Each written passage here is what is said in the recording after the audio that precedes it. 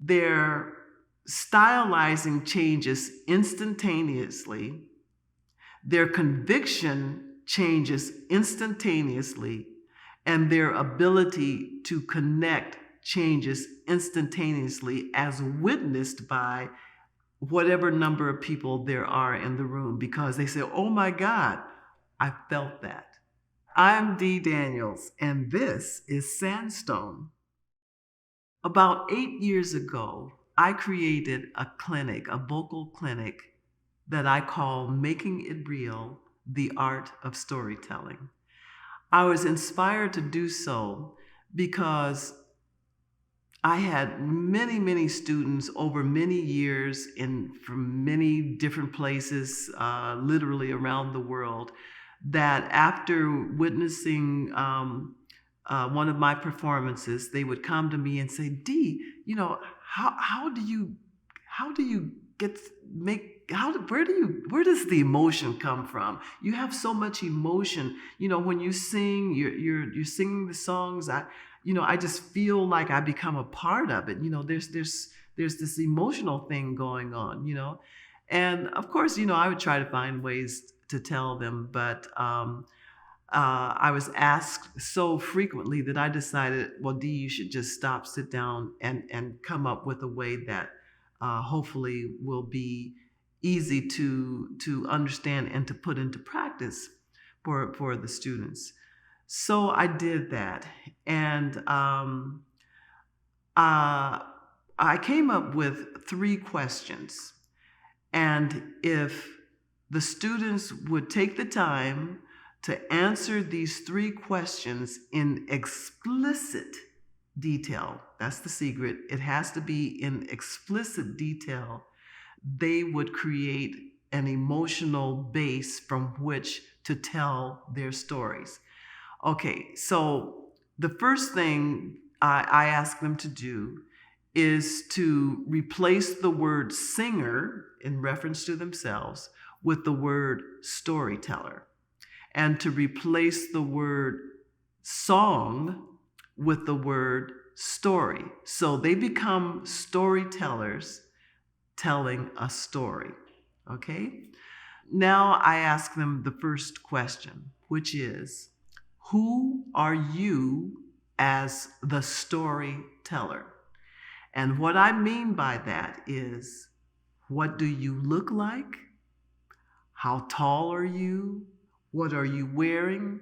Because it's your story. You can be anybody, any gender, any race, any body type, any whatever. It's your story. So you have the opportunity, the ability, the choice to create whoever you want to be as the person who is telling this story, who is telling or having this conversation. So we go through that process, and let's say I'm the student describing who I am. What do I look like? I decide that I'm going to be male, and I'm going to be of Asian descent. I am 6'1", and I have a medium build. I have a full mustache. And actually, I think, no, today I'm going to have a full beard. My hair is going to be about shoulder length. And you see where I'm going with this? You can be anybody you want to be. And once they give me a full description, and I do not let them fudge on that, they have to give me even to the point of what clothes they're wearing, the colors of the clothes, the styles of the clothes, the shoes, everything. I need to know everything, okay?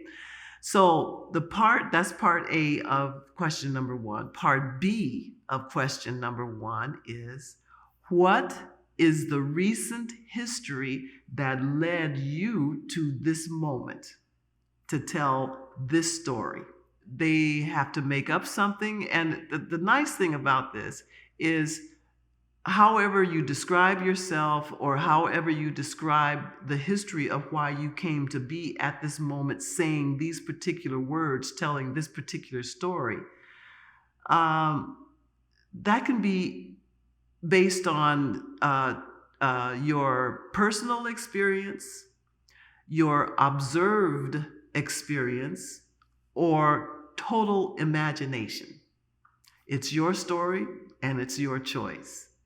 So after they tell me in explicit detail the recent history that led them to be in this moment saying these words, telling this story, then we go on to question number 2. And question number 2 is, who are you talking to?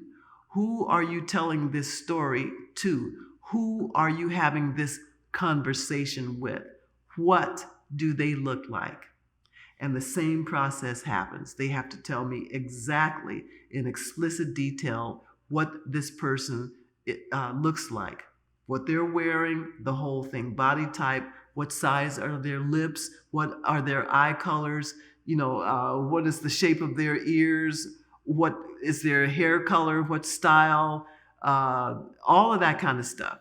Exactly, explicit details.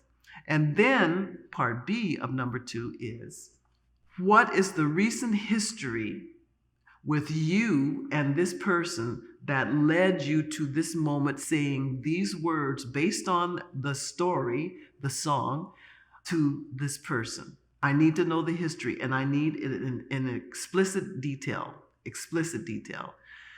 So once that's done, and I will ask, and we'll peel back the layers, and of course, usually most stories are based on some aspect of love, some kind of relationship. It can be a friendly relationship, a romantic relationship, a love-hate relationship. Who knows? It's your story, so you deal with that. And once the question number 2 is totally answered to my satisfaction, which later becomes to their satisfaction, then we go to question number 3, and that is, where are you physically located as you're telling this story or having this conversation with this person? Are you out on a bluff overlooking the ocean? Are you in a nightclub? Are you in the living room of your house, your apartment? Are you in a bedroom? Are you in a park? It can be anywhere. Why? Because it's your story. And why do we need to know that? Because location plays a huge role in how you speak to someone, how you're having that conversation. If you're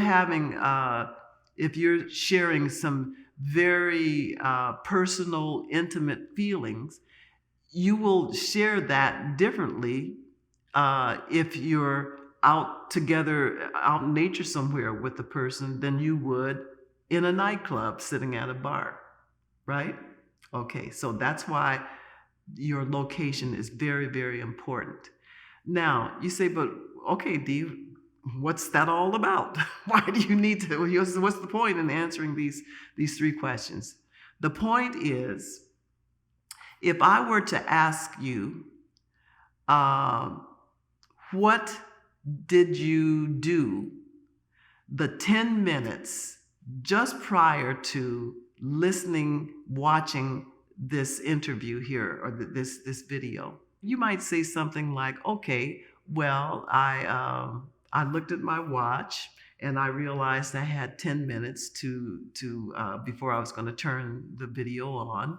And I would ask you, well, where were you? Where were you located at that time? You would tell me that, where you were located, and you would go on. And I would keep on asking, peeling back layers until you described exactly everything that your senses recorded the 10 minutes prior to the time you stopped and turned on the video.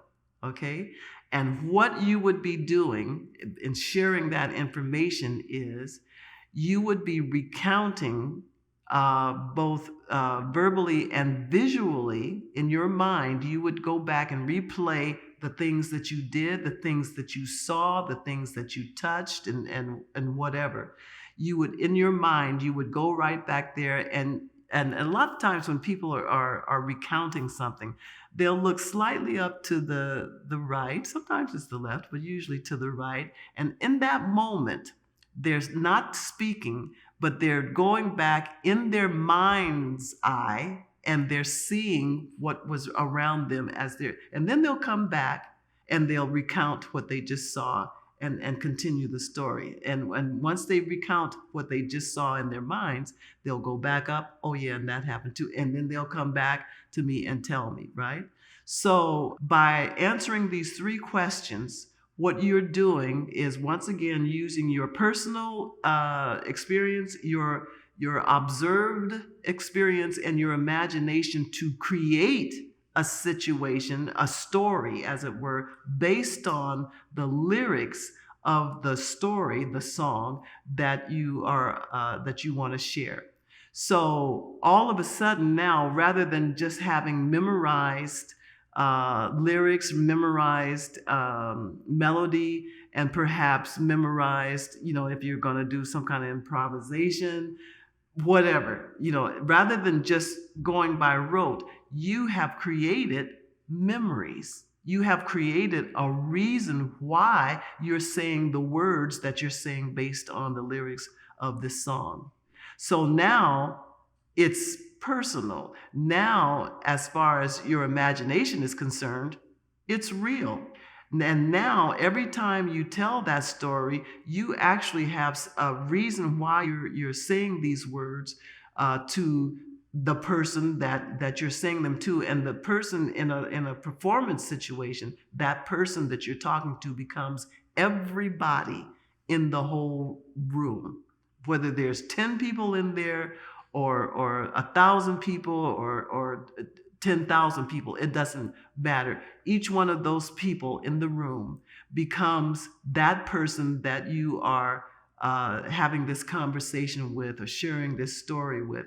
So there are emotions attached to that story that you created based on you, who you are, and what led you to what experience that you had led you to say these words, and to who you're talking to, saying the words to, the person you're having the conversation with, and the relationship that you have with that person. That creates emotions, because it becomes real, as it were. And when I present this clinic, I usually have a guinea pig, okay, somebody who volunteers to do this.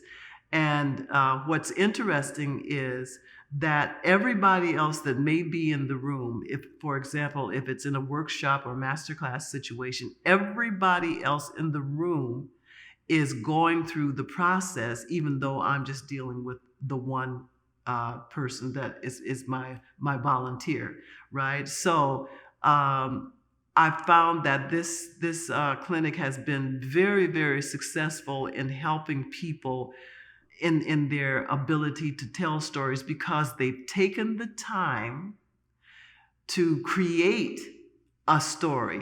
They've taken the time to create a conversation. They've taken the time to create a reason why they're saying the words based on the lyrics of any particular song. It's an exercise that every time I can say confidently, every time has been a lot of fun, and it has instant positive results. Because in a live situation, when I'm presenting the clinic, I usually have the volunteer person pick a song that is a common, let's say, jazz standard, or it can be any kind of song.